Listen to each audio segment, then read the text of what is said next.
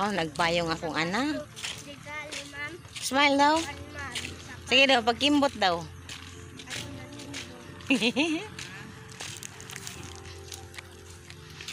Grabe ang humay nila. Oh.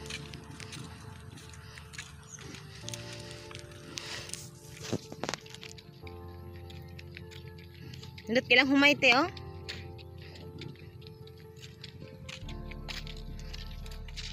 Grabe ang adlaw. Very hot.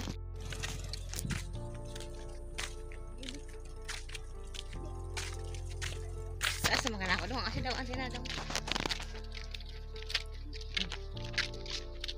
Sina? Ikaw daw mag-anak. Asa mo ka sa kuwagod? Bigyan sa cellphone, ma'am. Sige daw, asi daw, asi daw. Ayo yung anak dong. Usa-usa anak ba anak?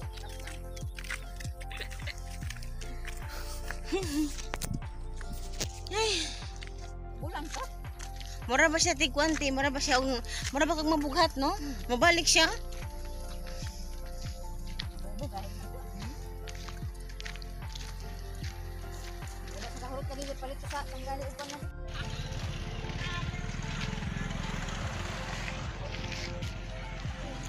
Kinsa akong kauban. Hi. Huy.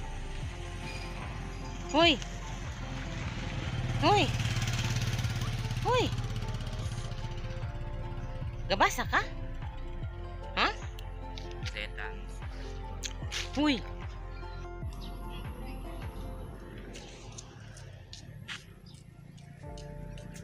So, sunset. Sara, saan sa tulog ng kaliente? Hello, sunset. Hello, sunset. Hello. Ito sa Tubangan Sunset o Palayan. Hello, sunset. So, kinagabihan nga naglaba ako kasi wala kaming sabon at hapon na yung sabon dumating. Dumating si Chris ng gabi na talaga. So, gabi na yung sabon. So, nag-start ako maglaba ay 8 o'clock. So, ayan. Yung time na yan ay 11 na po yan. Quarter to 12 na. At patapos na lang. Isang salang na lang. Tapos na po yung nilalabhan ko. So, ayan. Tingnan yung mukha. Gusto nang matulog. As in talaga. Grabe yung antok ko. Pero, tiniis ko hanggang matapos. So, alas 11 na, quarter to 12. So, thank you for watching, guys.